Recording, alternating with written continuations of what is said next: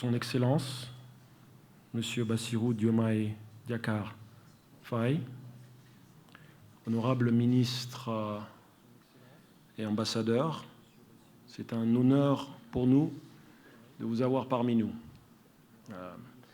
Je me nomme Jean-Guy Africa et je suis le directeur général de l'Agence rwandaise pour le développement. Permettez-moi, avant de commencer, de vous donner un aperçu rapide de l'agence elle-même, ce qu'elle fait, son mandat. C'est une agence semi-étatique avec des filiales qui fonctionnent un peu comme un groupe. L'une des filiales s'appelle l'Agence rwandaise des mines, du pétrole et du gaz. Une autre des filiales s'appelle le Bureau rwandais des conférences. L'Agence rwandaise pour la conservation. Et donc ça, c'est cette partie du groupe qui est indépendante. Et ensuite, l'Agence rwandaise pour le développement. L'Agence rwandaise pour le développement est en même temps le négociateur en chef du gouvernement pour toutes les conventions signées avec les parties privées et les investissements stratégiques.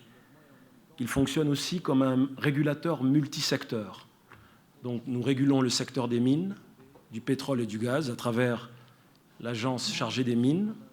Nous régulons le secteur du tourisme, tout ce qui est lié à la conservation, à l'industrie du jeu et les zones économiques spéciales. Et après, nous avons le mandat typique d'une API, d'une agence de promotion des investissements, c'est-à-dire le guichet unique qui réunit divers services pour faciliter l'investissement. J'aurai l'opportunité de revenir plus tard sur ça.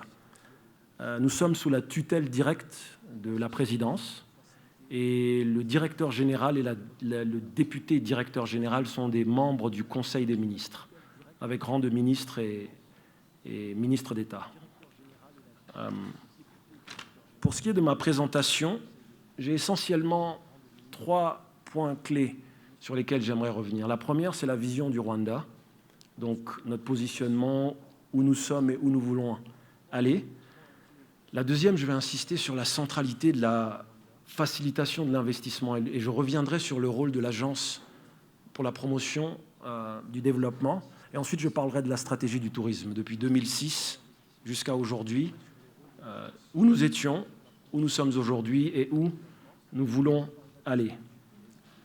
Pour une vue d'ensemble du Rwanda, vous avez là des indicateurs globaux, la population, nos langues officielles, le Kinyarwanda, le français, l'anglais, le swahili, notre taux d'alphabétisation, notre notation et la taille de notre PIB.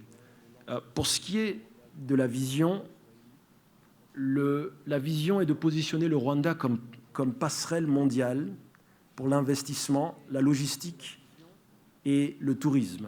L'idée est de positionner le Rwanda comme un hub continental de logistique, de tourisme et d'investissement, le point d'entrée le plus fiable, le plus efficace pour les compagnies qui veulent venir s'installer, capturer le marché domestique initialement, mais éventuellement le marché régional, en commençant par l'Afrique de l'Est et l'Afrique centrale, et éventuellement la zone de libre-échange continentale africaine. Donc, la proposition centrale que nous avons, c'est la connectivité, la crédibilité, la prévisibilité, si vous voulez, du cadre des affaires, la cohérence de notre cadre politique et réglementaire, une gouvernance stable et des réformes favorables aux affaires qui s'ajustent de façon constante, avec, bien sûr, au cœur, une capacité d'exécution éprouvée. En termes de notre niveau d'ambition, nous visons à l'horizon 2050 de devenir un pays à revenus élevés, 12 450 $ pour être précis, qui est le seuil d'entrée pour les pays à revenus élevés. Et à l'horizon 2035, nous avons comme objectif de devenir un pays à revenus intermédiaires supérieurs, avec 4 000 $ par PIB par habitant. Cela va nous demander de quadrupler notre PIB actuel. Et il est clair pour nous que la finance publique ne nous amènera pas à cet objectif. Donc nous avons fait des capitaux privés le moteur de la mise en œuvre de cette vision. Aujourd'hui, la finance publique s'élève à peu près 9% du PIB et les capitaux privés, la proportion des capitaux privés au PIB s'élève à 18%. Pour atteindre ces objectifs, nous allons devoir arriver à 25% à l'horizon 2035 et 30% à l'horizon 2050. Et nous voyons la courbe de la finance publique en proportion au PIB descendre d'à peu près 9%, aujourd'hui 8 à 9%, à 5%, avec comme objectif de se focaliser beaucoup plus sur les infrastructures catalytiques et la réduction des risques pour favoriser les investissements privés. J'aimerais aussi m'arrêter sur notre stratégie sur les exportations. Ici, nous nous focalisons essentiellement sur les pays les produits à faible volume et à forte valeur ajoutée. Dans l'horizon 2035, bien sûr, nous allons continuer à nous focaliser sur l'agro-industrie, l'industrie manufacturière, pour créer de l'emploi. Mais les stratégies sont déjà en place aujourd'hui pour éventuellement produire des produits pharmaceutiques, de la biotechnologie, des semi-conducteurs, des composants aéronautiques, des dispositifs médicaux. Et la raison, elle est simple. Nous sommes à 1500 km du port le plus proche et la proportion du transport dans nos produits finis aujourd'hui représente 25%. Même à l'horizon 2035, avec tous les efforts que nous avons pour développer des ports secs, on risque de la diminuer jusqu'à 15-20%. Donc là, la stratégie est vraiment de se focaliser sur des produits à forte valeur ajoutée, mais à petit volume pour que la proportion des transports représente une très faible partie.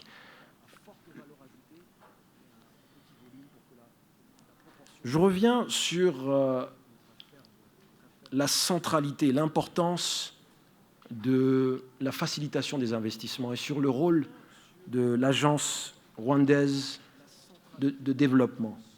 En 2008, nous avons fusionné 8 agences pour créer le Rwanda Development Board, qui est en fait l'agence rwandaise de développement. Et l'idée, en fait, était simple. Au cœur de cette agence, qui existait avant sous le ministère du Commerce, l'idée était que lorsqu'on crée le guichet unique, l'investisseur ne devait aller nulle part ailleurs pour ses besoins. Donc, entre 2000 et 2008, c'était le schéma typique pour un investisseur. On arrive au guichet unique et il y a plusieurs tracasseries administratives, il faut se rendre dans différents ministères et le chemin pour qu'un investisseur arrive à la phase d'exécution était très long. Des tracasseries administratives, des charges réglementaires et tout ça. Donc l'idée, en fusionnant, était de créer un environnement des affaires favorable. Donc après avoir fusionné ces 8 agences, nous avons aussi commencé le projet d'élargir de façon très grande le mandat du guichet unique. Aujourd'hui, le guichet unique inclut la portion de 24 agences. L'aspect de ces agences qui touche aux questions de facilitation des investissements. Donc, cette partie-là a été regroupée de façon physique au sein même de l'Agence rwandaise de développement et octroie plus de 400 services. Et là, on parle de services d'enregistrement d'entreprise qu'on fait en moins de 6 heures aujourd'hui, d'incitation fiscale, les licences d'import et d'exportation, l'évaluation d'impact environnemental, les permis de construire, les services notariaux, les visas et permis. Tous ces services sont centralisés de façon physique au sein du guichet unique de l'Agence rwandaise de développement. Ça, c'était la première phase de notre évolution, la création physique de cette plateforme. La prochaine phase, c'est la digitalisation totale. Donc ces services sont venus avec leur système, avec leur technologie, et bien qu'ils existent de façon physique, le cordon ombilical, si je peux dire, existe toujours avec les agences initiales.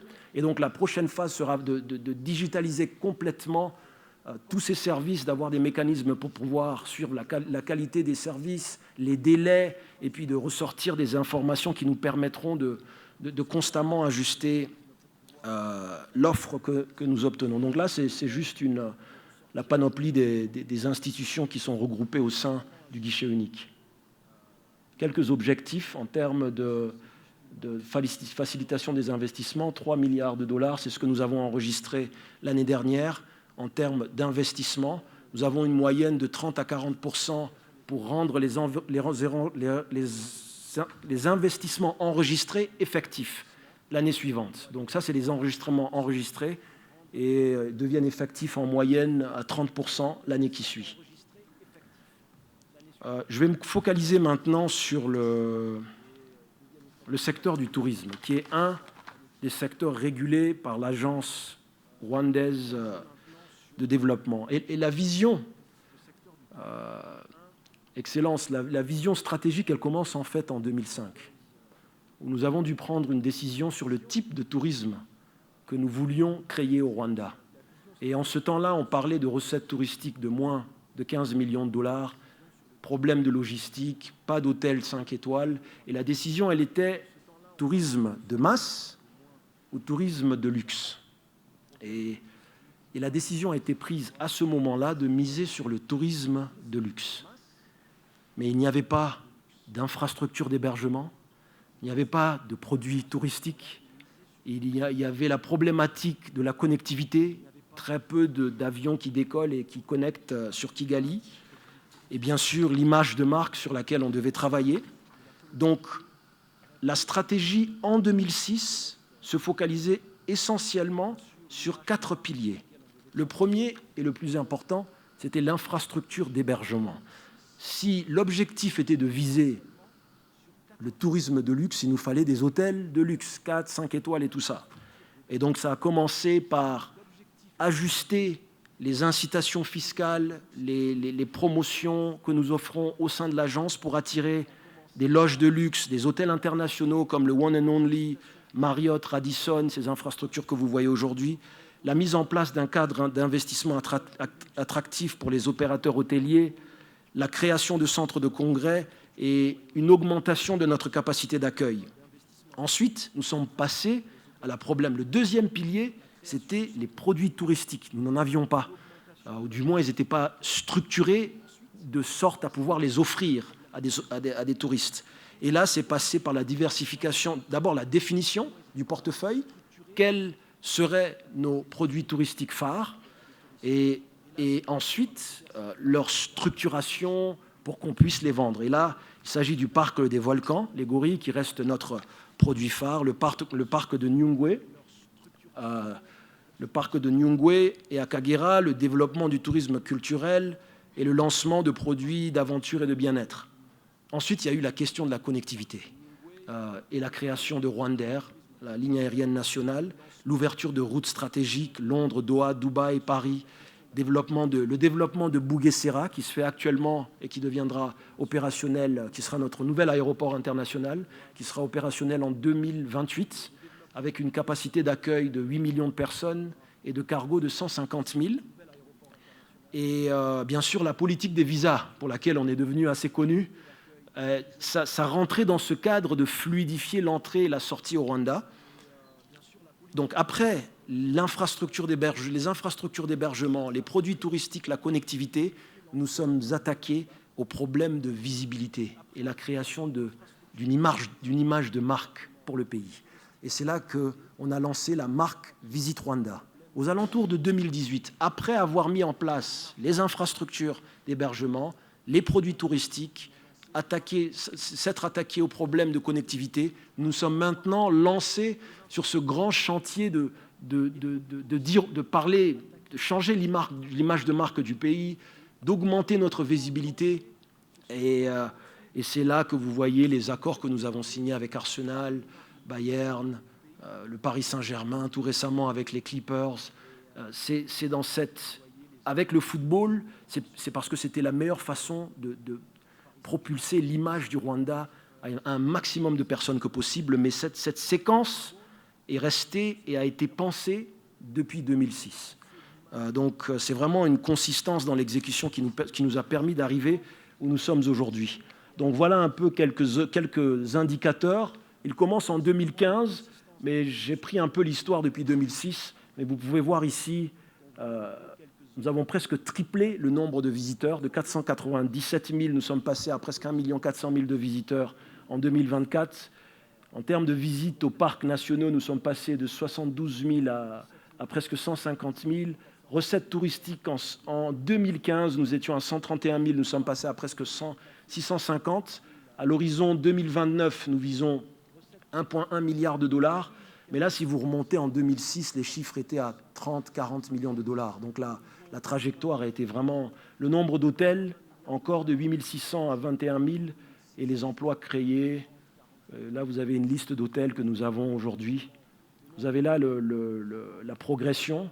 La partie là où il y a une sorte de chute, c'est Covid, juste au cas où on se demanderait. Mais vous voyez qu'on a récupéré rapidement. Et là, nous sommes en marge d'atteindre notre objectif d'1 milliard d'ici 2029 pour le tourisme. Ça, c'est un des segments clés du tourisme, c'est le tourisme d'affaires, en fait. Et là, c'est le MICE, qui est tout ce qui est événements, conférences, qui est un segment qui se développe très rapidement au Rwanda. Nous sommes aujourd'hui troisième après Cape Town en termes de tourisme de conférences. Et vous voyez la progression ici, de 37 millions, nous sommes passés à 65. Et il y a une chute en 2024, mais nous comptons rattraper assez rapidement. Et là, c'est purement le tourisme d'affaires pour l'organisation de conférences et autres. Encore sur le tourisme d'affaires et les conférences, 160 événements organisés en 2024, 52 000 délégués reçus et presque 85 millions de dollars de recettes touristiques. Sur ce cas-là en particulier, je pense qu'il est important pour moi de mentionner, je l'ai mentionné au début, qu'une des filiales de l'Agence rwandaise de développement, c'est le bureau pour l'organisation des conférences, avec sa directrice générale, une entité, une filiale entièrement autonome qui se focalise uniquement sur l'organisation des conférences d'envergure. Donc dès lors qu'on passe à une conférence de 200-300 personnes, ça devient le travail et le mandat de cette institution. Et l'idée était de développer des capacités dans l'organisation de conférences d'envergure. Parce que, comme on peut tous le savoir, dès qu'on passe à plus de 1000 personnes pour un événement, presque toute la machine étatique est impliquée, les services de sécurité, la police, l'immigration, et parfois ça demande une logistique et une coordination qui est assez impressionnante. Donc, d'où nous est venue l'idée d'avoir une entité qui se dédie entièrement à l'organisation de ce type de conférence. Je vais m'arrêter là, et ça c'est la liste de nos partenariats, je vais m'arrêter là, et la ministre du Sport va se focaliser beaucoup plus sur notre approche sur l'industrie du sport et ses liens avec le tourisme. Merci beaucoup. Merci. Lance Bassirou Diomaye Diakhar Faye, président de la République du Sénégal, chers ministres, chers collègues, bon après-midi.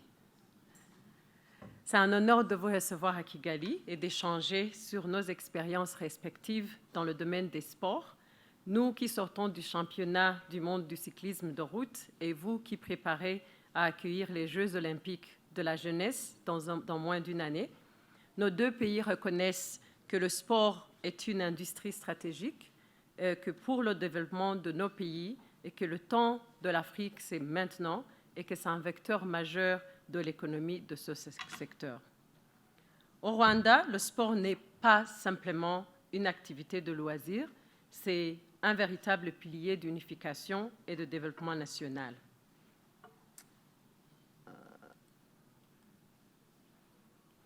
Et cette ambition, c'est de devenir un hub pour le sport. C'est l'ambition que nous avons. Et nous espérons arriver à cette ambition en regardant sur 3 volets principaux. Le premier étant le développement du talent. L'Afrique a le talent, le Rwanda a du talent, le Sénégal a du talent. Et c'est le moment de focaliser, de devenir, comme nous, on aime le dire, un champ où on peut développer nos talents, où ils peuvent être les meilleurs et avoir les opportunités même dans leur continent. Donc, cette ambition est sur le premier pilier de voir le développement de nos talents.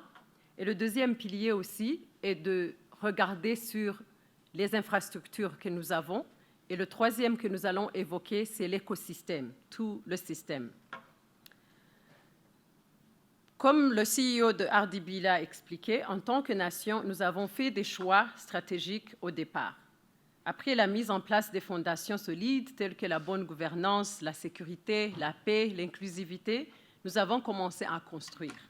Le développement des politiques nationales très ambitieuses, comme il a évoqué, des investissements clés dans des infrastructures de haut niveau, des partenariats stratégiques, Visit Rwanda, sur lesquels je ne reviendrai pas, le positionnement en tant que destination MICE, qui nous a permis de devenir le deuxième pays préféré en Afrique pour accueillir des conférences internationales et aussi des événements. Nous avons aussi créé des programmes de développement sportif dans les écoles, les communautés, pour développer le talent comme je l'ai mentionné. Et maintenant, c'est l'étape de professionnalisation et le renforcement de tout l'écosystème du sport. Dans cette ambition de devenir le hub, Kigali devient une ville sportive et de loisirs. Aujourd'hui, c'est le laboratoire de notre vision, une ville qui place le sport au cœur de son développement urbain. Nous avons développé des zones sportives, nous avons développé aussi des infrastructures multidisciplinaires, des espaces de loisirs et maintenant, comme vous pouvez le voir, nous avons une ambition d'avoir Sport City ou bien une ville de sport qui a commencé par la construction de l'aréna et aussi la rénovation de notre stade, aussi un espace Zaria Court, qui est un espace qui a en même temps les sports, mais aussi le loisir ou bien les espaces pour le développement des jeunes. Dans la même dynamique, on a fait des investissements dans des infrastructures modernes de loisirs et de sport répondant aux standards internationaux. Comme je l'ai mentionné, vous pouvez voir les photos qui montrent le stade à Mahoro, qui a une capacité de 45 000 personnes, le BK Arena, capacité de 10 000 personnes, Gahanga Cricket. Vous pouvez voir aussi Kigali Pele Stadium, qui a une capacité de 7 000 personnes, Zaria Court, même Kigali Golf Course, l'endroit où on se retrouve là même. Au-delà de ces infrastructures, le sport vit aussi dans la rue tous les jours avec la population. Nous avons le Tour du Rwanda qui est classé 2.1 par l'UCI et qui célèbre son 17e anniversaire cette année. Nous avons le Kigali International Peace Marathon qui est aussi le standard élite et en étant à sa 20e édition cette année, il attire maintenant plus de 5 000 coureurs internationaux qui encouragent l'inclusion, promoteur et le message de paix et de santé. Afin de promouvoir le sport pour tous et encourager la population à intégrer le sport dans leur vie quotidienne, il y a quelques années, nous avons lancé aussi les journées sans voiture, qu'on appelle Car Free Day. Par ailleurs, Votre Excellence, on va en avoir demain. Et je tiens à cette occasion pour vous inviter, si votre agenda vous le permet. Mais notre ambition dépasse ce cadre national et nous sommes devenus une terre d'accueil pour les événements mondiaux. Nous avons aussi reçu le 73e congrès du FIFA, mars 2023, qui a amené les participants 1557. On a eu l'Assemblée générale de FIA. On a aussi accueilli les compétitions Ironman. Et ces événements, c'est aussi des retombées des événements qui donnent des retombées concrètes. Plus de 30 millions de dollars de revenus sur les 3 dernières années. Ce sont des revenus qui sont retombés des événements internationaux de cette envergure. On peut parler aussi des autres événements comme le BAL, le championnat de basket, le Giants of Africa. Et dernièrement, nous avons aussi pu accueillir l'événement ou le championnat du monde UCI du cyclisme en route en 2025 qui vient de se passer dans le mois passé ici au Rwanda. Les chiffres clés qui ont marqué cet événement, pendant 8 jours de compétition, la ville entière a vécu un rythme de cyclisme mondial. Nous avons accueilli 743 coureurs cyclistes provenant de 108 pays et plus de 3000 officiels de l'UCI, qui représentaient les fédérations nationales, une certaine centaine de médias internationaux, des touristes, mais surtout les fans des cyclismes. Nous avons eu plus d'1 million de spectateurs qui se sont rassemblés dans les rues de Kigali. En termes de visibilité médiatique, les championnats ont été diffusés dans plus de 120 pays, ce qui représente plus de 700 millions de téléspectateurs à travers le monde. Du côté des réseaux sociaux, on a parlé de plus de 131 millions d'impressions et 3 millions d'engagements. Ce n'était pas seulement une course, c'était un projet national fédérant institutions, entreprises, communautés et citoyens. Mais ce succès n'aurait pas été possible sans une organisation, une forte collaboration de toutes les parties prenantes et la planification de son exécution. Si vous le permettez, Votre Excellence, on aimerait bien partager quelques facteurs ou quelques leçons que nous avons eues de cette compétition et du succès, mais aussi les leçons que nous avons pu accumuler par rapport à l'organisation d'un événement de cette envergure. Les clés de succès qui sont généralement d'avoir un comité national d'organisation et secrétariat dédié. Nous avons mis en place un comité national d'organisation soutenu par le secrétariat permanent. Chaque jour, il coordonnait les opérations, garantissant rigueur et continuité. Deuxième, c'est la coopération intergouvernementale. Tous les ministères étaient impliqués. Sécurité, santé, infrastructure, tourisme, c'était une mission d'État, pas seulement du sport. Troisième, c'est l'association des experts internationaux. Nous avons aussi travaillé avec des experts mondiaux qui ont l'expérience d'avoir ces événements, surtout que c'était la première fois que ça se passait en Afrique et au Rwanda. Ça, c'était aussi un facteur très important et ça fait partie aussi du legacy ou bien de ce qui est resté parce que nos équipes, nous avons eu 5 entreprises rwandaises qui faisaient partie de l'organisation et maintenant qui ont eu l'expérience en travaillant avec les experts internationaux. Donc, la prochaine fois qu'on va avoir une course internationale, on n'aura pas encore besoin de travailler avec les experts parce qu'on aura aussi acquis quelques expériences. Implication du secteur privé. Le secteur privé a joué un rôle décisif, sponsorisant, logistique, hospitalité. Nous avons profité de l'événement pour transférer des compétences vers nos entreprises locales. Dernièrement, c'est la communication et mobilisation du public. Nous avons communiqué en continu. Fan zone, campagne scolaire, information citoyenne. L'objectif, c'était que chaque Rwandais se sente acteur de l'événement. Mais le vrai héritage ne se mesure pas seulement en organisation, mais aussi, ça se raconte. Au-delà du sport, il s'agit d'une vitrine mondiale. À travers les caméras du monde, le Rwanda n'a pas montré seulement une course, il a montré son identité, ses paysages, ses collines, sa culture. Ce fut une vitrine nationale incroyable. Narration stratégique, les parcours ont traversé des sites symboliques, non pas par hasard, mais par intention. Nous avons utilisé le sport pour raconter une histoire nationale. À l'intérieur du pays, nous avons mobilisé les écoles, comme je l'ai évoqué, les influenceurs, les mascottes. J'ai d'ailleurs même appris que le mascotte des Jeux olympiques va être relancé le 31. C'est vraiment une bonne idée parce que nous avons vu que ça donne aussi un impact dans la mobilisation et la participation. À l'extérieur, nos ambassades ont activé la diaspora et organisé des événements parallèles. Nous avons maximisé chaque canal sportif, diplomatique, médiatique pour entendre notre visibilité globale. Et les participants au championnat des coureurs enfants sont de nouveaux ambassadeurs du Rwanda chez eux.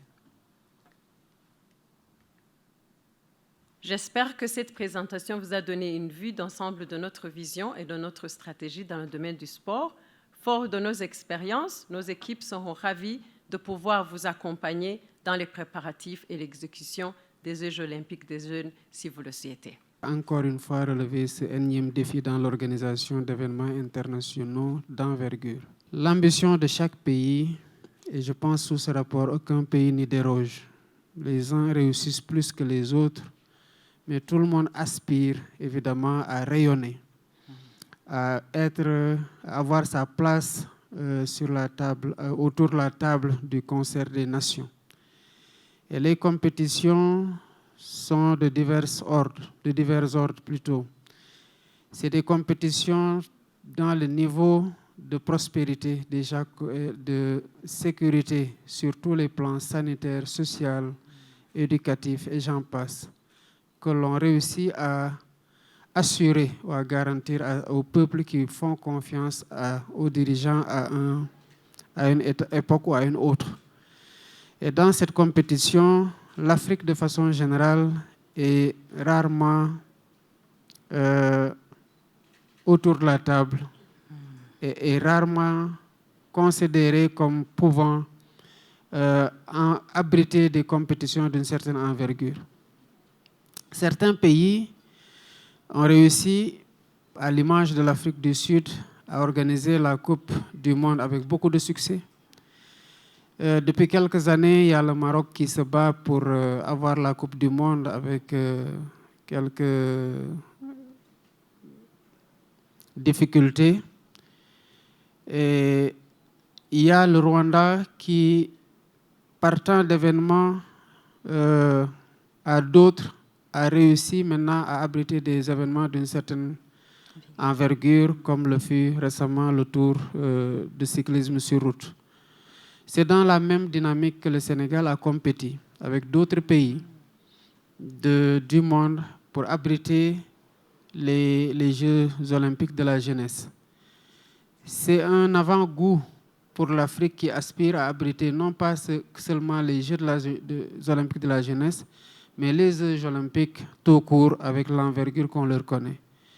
Voilà pourquoi c'est un défi immense pour nous de réussir ce test grandeur nature, parce que nous considérons que c'est Dakar qui accueille, mais c'est l'Afrique qui célèbre. Ou c'est l'Afrique qui accueille, mais c'est Dakar qui célèbre. Vice-versa, quel que soit le côté d'où on prend la maxime, vous avez le même ressenti. Et l'ensemble des Africains doivent se sentir concernés. C'est pour ça que je voudrais remercier Madame le ministre pour son offre d'accompagnement dans cette dynamique d'organisation des Jeux olympiques. Nous allons effectivement faire le kick-off du One Year to Go le 31 octobre, dévoiler la maquette qui a été le fruit d'une compétition au sein du ministère de l'Éducation, à qui j'avais demandé dès mon arrivée. Dès que je suis revenu de l'invitation des Jeux olympiques de Paris, je lui ai dit qu'il faut accélérer la cadence et réussir à susciter cet engouement fort au niveau surtout des jeunes. Et une compétition a été organisée dans toutes les écoles à travers le territoire, au niveau des inspections d'académie, des inspections d'éducation et de formation. Et les élèves ont dessiné la mascotte des Jeux. Il y a eu un comité de sélection, d'abord au niveau départemental, ensuite au niveau national. Et c'est cette maquette-là qui sera dévoilée avec, donc, qui est le fruit de l'imagination et du travail de nos jeunes, parce que nous pensons que c'est leur jeu avant tout, mais qui forcément ne va pas porter un nom sénégalais. Tout dépend.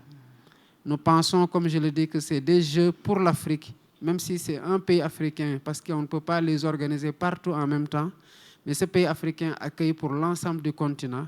Et la réussite du Sénégal sera la réussite du continent.